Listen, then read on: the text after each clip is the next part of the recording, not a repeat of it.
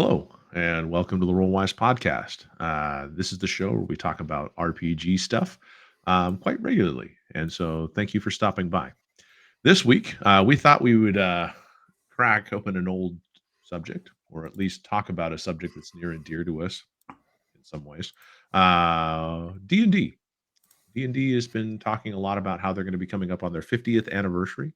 Those of you that are in the know that D&D was founded back in 1974, and or at least the first edition came out back then. And so 50 years later, the game is still going fairly strong. And so we thought we would talk about it, especially since it seems like in the news, Hasbro has been hit with some pretty heavy headlines, such as operating profit decline 20%, huge losses in market share, lots of layoffs. But this is not the video to talk about those things. If you want to go talk and you want people to tell you how that's going to affect Hasbro and all that, that's great. You can probably find other YouTubers that are going out there and doing that. Right now, what we know is that Wizards of the Coast is actually doing fairly well. Except for the layoffs, obviously that they experienced, and we are sorry that those guys had to go through that stuff. But we're just here to talk about the 50th anniversary, some of the things that we expect, some of how that's going to impact our future perception of Hasbro, and kind of go from there. So, since this show is unscripted, I have no idea what those two guys are going to say. This could be a very positive experience. We could gush about Hasbro and Wizards of the Coast for the next 20, 30 minutes. Or we could give you some very real and raw thoughts about what we have to coming for the next year for you. So, And I'm gonna tell you right now, he's lying to you. He does have some idea of what we're gonna say. longtime viewers may know that there may be some thoughts that come from. Way to build the drama. It's got to be something. So I guess so. First and foremost, did you guys see the full release that they were looking at for the year 2024 and going into 2025? Did you guys see what was coming out? I honestly, I did not. I have kind of shut my ears and eyes to D&D news. I saw parts of it, but I didn't hear the whole thing. But yeah, I kind of stray from the D&D news cycle as well these days because it's just kind of grim. Yeah, well, especially since we just saw that the Dragonlance got hooked. Oh, jeez. Oh yeah, the Dragonlance the live show. Action. Yep. Yeah, TV it was like show, right? Was it? Is he still doing the making of? Did you guys?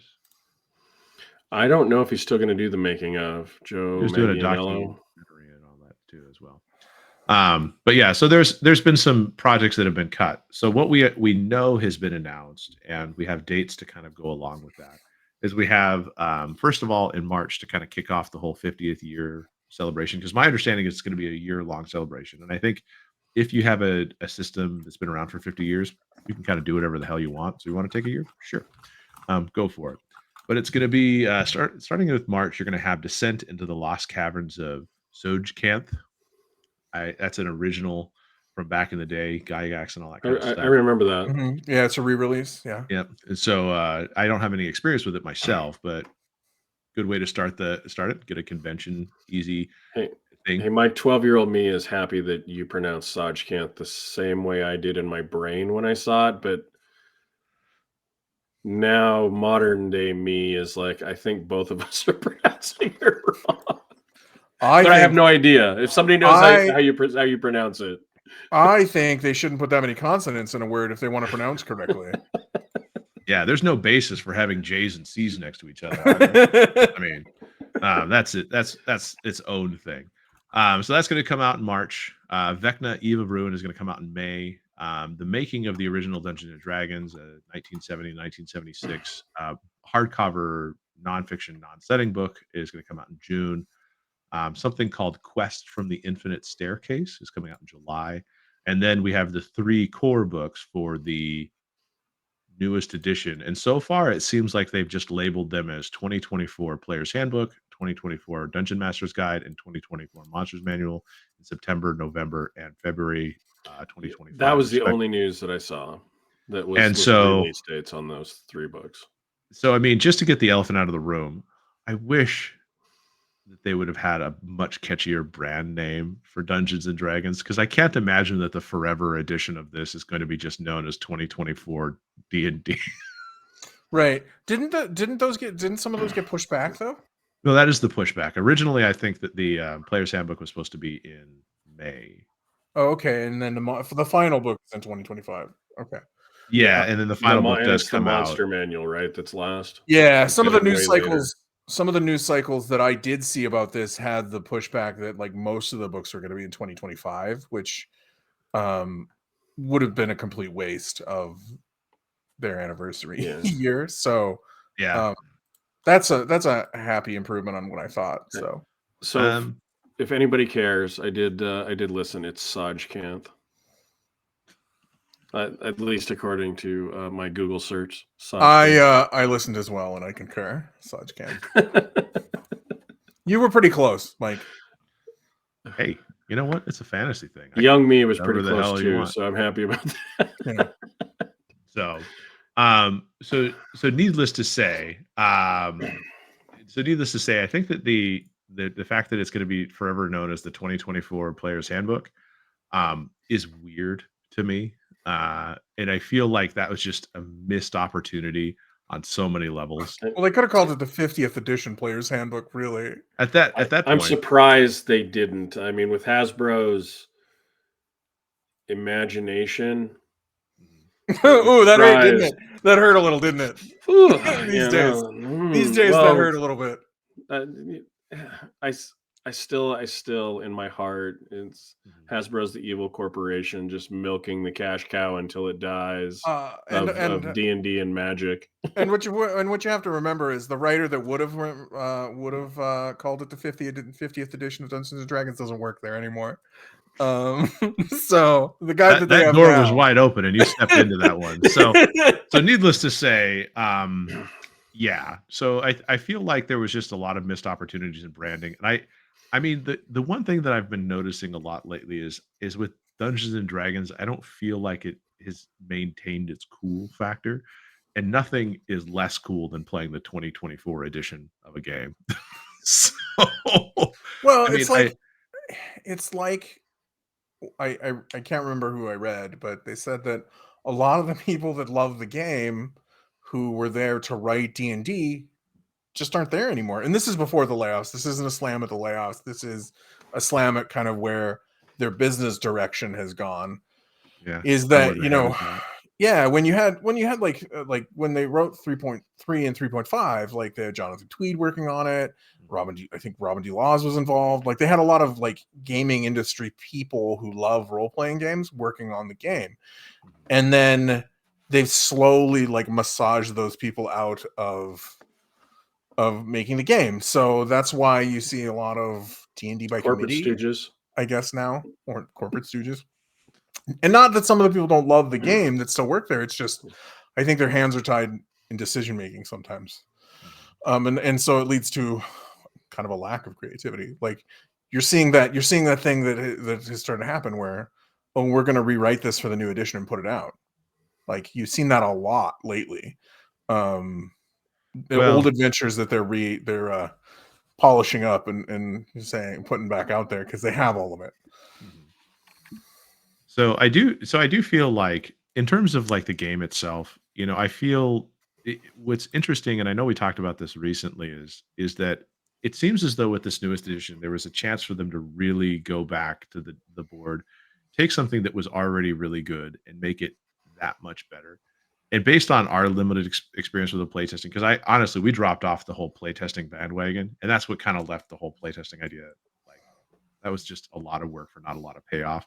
To go through all those, read those books, fill out a survey that took you way too long to fill out, and you just have like we didn't read it, or have them try to explain what they were reading and have it just make not a lot of sense from any perspective. Like, a character that's at a 70% is great, and a character's at a 72 is not great because it went down. So it just felt like the theatrics associated with how they wanted to release this edition just didn't feel great to me. Right. And it's a little weird that, again, one of the things that came out when they said, well, you can use the 2024 edition of the Druid or the last edition of the Druid that came out. Like, that's a weird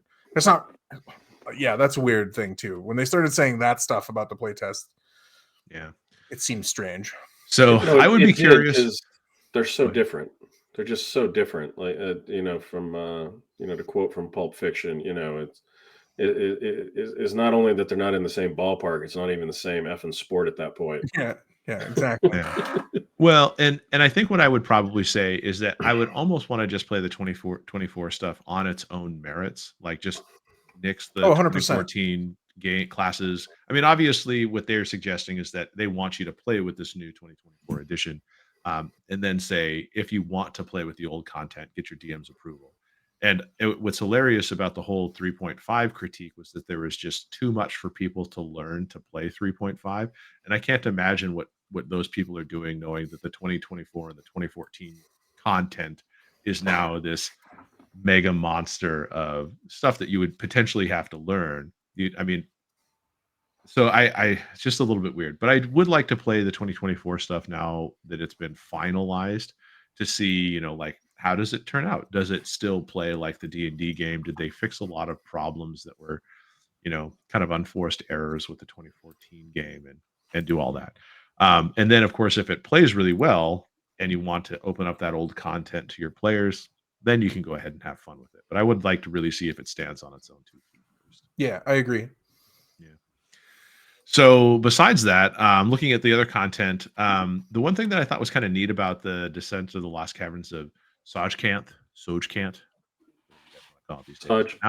Now I'm all self-conscious about it. Massage camp, sure. This massage camp? No. Yep. Is that it does look as though that they, based on my read of it, is that since it's a re-release, it's a single session dungeon crawl, and it's got tournament scoring associated with it to see kind of how well you fare with the game. I don't know why I find that funny, but I would really like to play this with our home group to see how you guys do in comparison with other people. You know what I'm saying? Like, because I mean, it's probably going to have a lot of nods to the original game and everything. That is funny. But the fact that it has tournament scoring is just enough of a weird thing for me to think about that it's just like, why not? Like, that's definitely interesting. I didn't read that. That's definitely an interesting thing to put out as a gimmick for a game, tournament scoring. I don't know why that just makes me laugh, but I just like, well, D&D tournament sounds pretty funny, really. I mean, when you put it out there. And going head to head is you guys had an A+ clear. Oh, we did great. Like, what could we have done better? Weird. I don't know.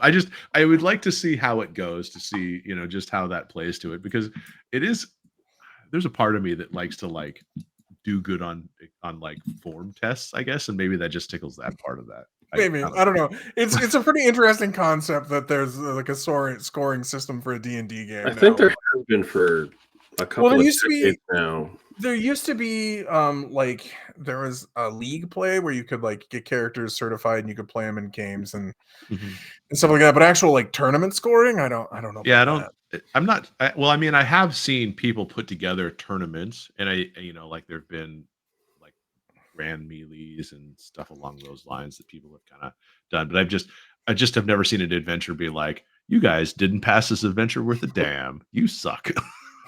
If you guys did so poorly they couldn't even rate you unrated. Yeah. So the only thing that would make it better is if you could submit your score and Wizard would send you like a certificate with your score on it for your group. That'd be amazing. Oh, that would be freaking awesome. I'm not gonna lie. I would play it just so I could know how our group did, and especially if it was like really embossed, like in like all the old TSR style fonts and stuff like that. That would be hilarious. Only if you did well. If you did poorly, it's a lined piece of paper with an F on it. No. Even if you did poorly, the letter would just be this huge red letter. Whereas God. See, we're giving you marketing team ideas, Wizards. It's true. Yeah. I know we haven't done any of this stuff, but I think that could be a lot of fun. Especially since you're celebrating gaming, I think these would be some fun things. I agree. That would be amazing. It would be awesome. Vecna, Eve of Ruin.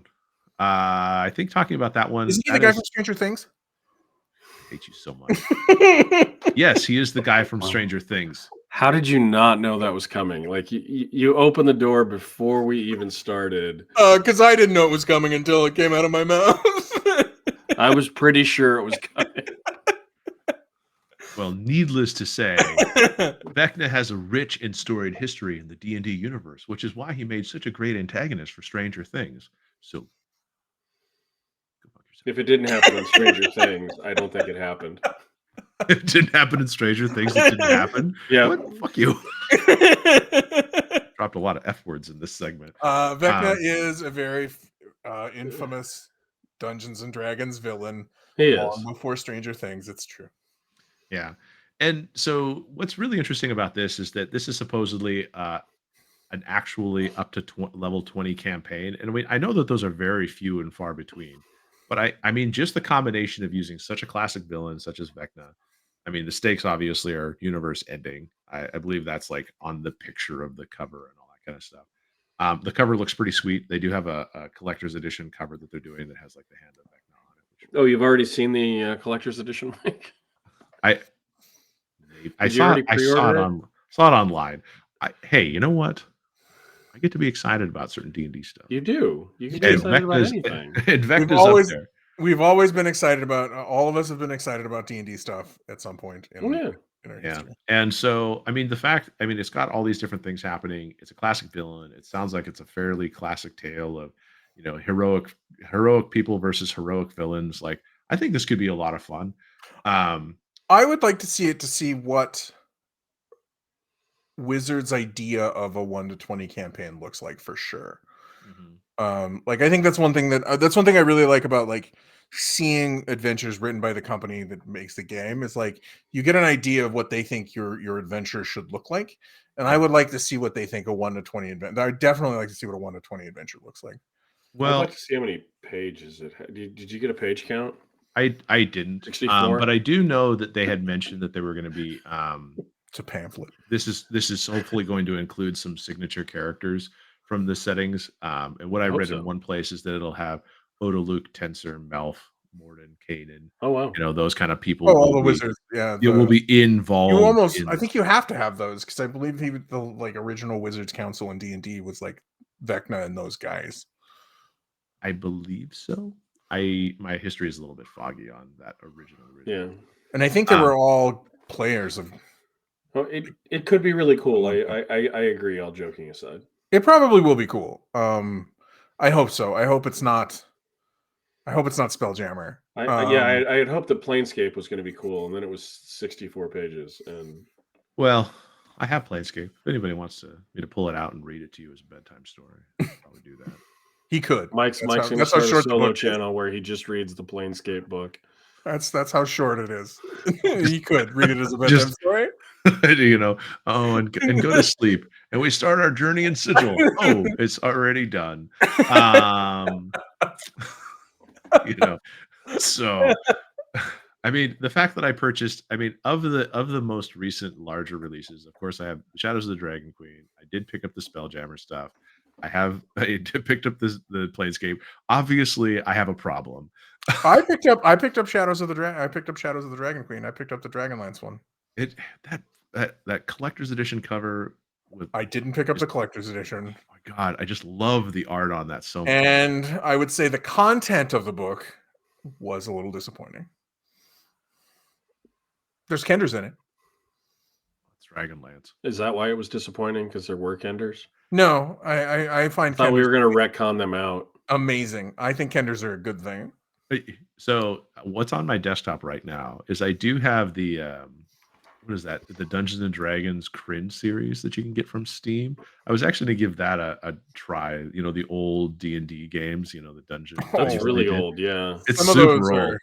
Some of those are. It's what's hilarious about it is that you actually have a controls book, so you know how to play the game. You have a clue book, so you can kind of know what to do. You have a manual to tell you how to play. Some of those older games, they had puzzles that you had to go get clues out of the book to make sure that you actually had the game. Mm-hmm. Like Eye of the Beholder was big on that. Like you'd get to a door and there'd be a puzzle and it'd be like, turn to page 64 of your manual to make sure you're not a thief, you bastard.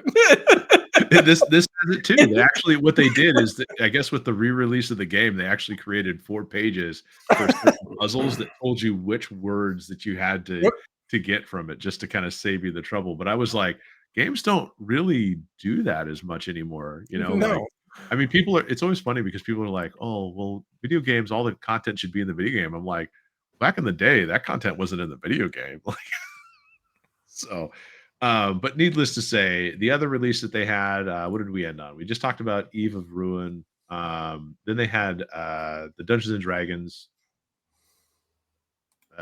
history book. I mean, it could be interesting. It's going to be 500 pages long.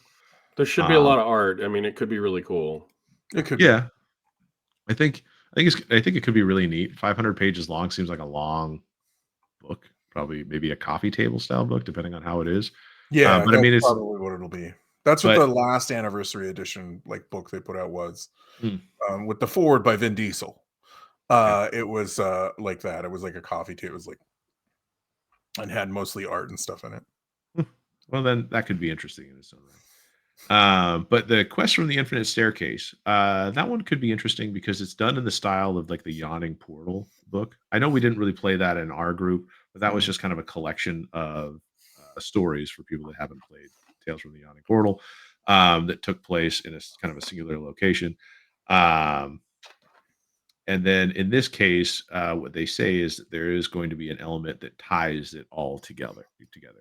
So I don't know much more than that, but it is part. I think that the Infinite Staircase is a piece of architecture that people are aware of. So it's like a known. Most staircases are pieces of architecture. Yes. It's an anthology series that is using an existing piece of lore to tell some stories. That's all I'm trying to say.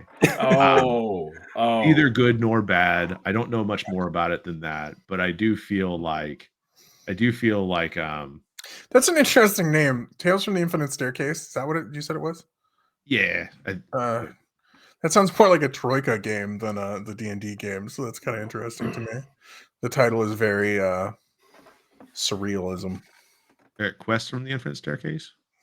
Quest, Adventures, Tales, whatever. It seems like a weirder. Staircase is the surreal part. Yeah, it still seems weirder than most current D&D adventure titles are. Oh, okay. So maybe it's this. Is though I was looking at I just pulled up one of the articles just to make sure I was telling it right. Is that it's going to be classic adventures included in Quest from the Infinite Staircase, a new anthology that follows up on Monty Cook's 1998 Planescape book, Tales from the Infinite Staircase. Oh, that's why. Okay. And Quest and will feature several updated classic adventures. And this is from the Escapist magazine. Thank you for Escapist for saving my bacon. And nice. Yeah, it's a classic title. That's why it's more out there than current titles. Yeah, and it's true. And I think in this case, with that being the 50th anniversary and Monty Cook being a luminary in the whole RPG industry, sure. I think that's a solid place to go if you want to celebrate some of the best. Who also no longer works for Wizards of the Coast, for the record. It's been quite a while, though. I think he struck off on his own. He is doing well, but I'm just saying. And for a second there, I thought you were going to tell me that the Infinite Staircase was not actually a staircase. I thought you were going to tell me it wasn't, and I thought it was. Honestly, I'm sure it is. I mean, there was is there an infinite staircase in Planescape? I thought it was an actual thing. I'm sure it is. I was making a joke. Yeah, Cook left Wizards in 2001, so I think that's pre-Hasbro. Yeah. So this is what it says on Forgotten Realms wiki for some reason. Stretching to every plane imaginable, the Infinite Staircase is one of the best kept secrets of planar travel in the multiverse. Watched over by the mysterious Lilendi, the staircase stretches in all directions, bending back upon itself to form the ultimate three-dimensional maze. And every landing where the staircase stops, a doorway to a new plane. The thought about walking a staircase into eternity makes me real tired. It's like a boat. Take one of the boats to the different dimension. Don't walk up 9,999 planes of stairs. So basically, every time Brent hears about the infinite staircase, he just says like, "I would walk 500." It reminds me of the scene from Ghostbusters. Tell me when we get to 50, because I'm gonna puke. That's funny. So yeah. So I mean, it sounds like there's at least some solid titles. I can't say that I mean, based on just what I'm hearing, I'm probably going to continue to buy D&D books this year. Okay. At least, yeah, you can spend your money however you want. I might buy the 2024 books just to see if they're different. I'll definitely probably pick them. I'll definitely probably buy them in PDF form just to peruse them. I'll probably buy them in regular book form. And I mean, because I bought the 4th edition stuff and I never really played that one as much as I did the other editions. So I just still had it from my bookshelf. I just never really expanded my 4th edition collection. Yeah. So if it's only as good as those 3 books, that's what it is. God, let's hope it's better than those 3 books. I hope it's you're motivated to buy more than just the 3 books. Just that it's better. I hope so. So needless to say, is the 50th anniversary of Dungeons and Dragons something that we're looking forward to? I'm going to say yes.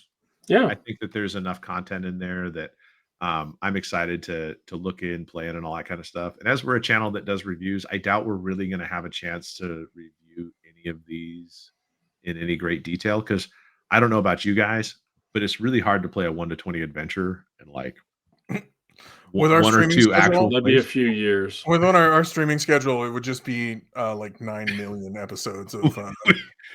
What would happen is we would literally, that would be one stream until the end of time. Well, we could just stream it until our characters died. That probably wouldn't be that long in the relative scope of things. It would be somewhere short of 20, somewhere after 1. Yeah, Vecna 1.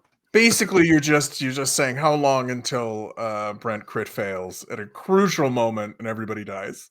That could be me. Roll a d20 to save the universe, Brent. Exactly. I'm gonna love to see that it says like party size 6 to 10 or something. Well, yeah, there is that. It's probably not going to say 2. Yeah, imagine having to redo the entire thing so you could play it with 2 people. Hi, we're the 2 dudes who kicked Vecna's ass. Yeah, we're both of us.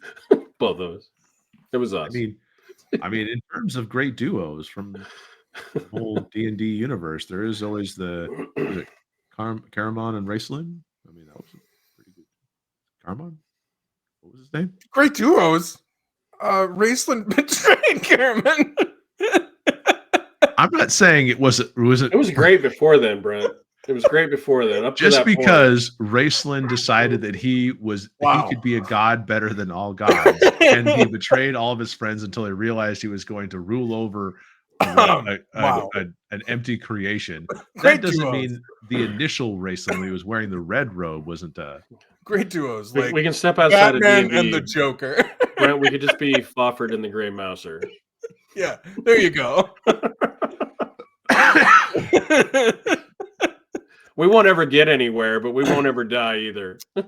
Hey, all I'm saying is that I think he started with a red robe, so that guy was definitely not a bad. But I believe part of his initiation was knowing he would always betray Caramon. Like that was part of his thing. Was it? Yeah, I believe so. Yeah. I don't remember that part. He knew that inevitably that was what was going to happen, that he would don the black robes and try and become a god. Well, that's fine. And he was pretty successful with that stuff. And anytime you want to run a Dragonlance game, Mike, I'm more than willing to play a Kender red robe wizard. Is that even possible? You can now, yeah. Oh, you can now. Yeah. Back in the day, you couldn't know because they had things like, disallow, like certain people couldn't be certain things. They don't do that anymore. We don't do that anymore. Yeah. Jesus. So let's go ahead and leave it at that. Kenders are awesome. Apparently, they did not like the duo that I compared them to. So Jesus. I'm just saying, you couldn't have picked a more disastrous ending to a duo than that.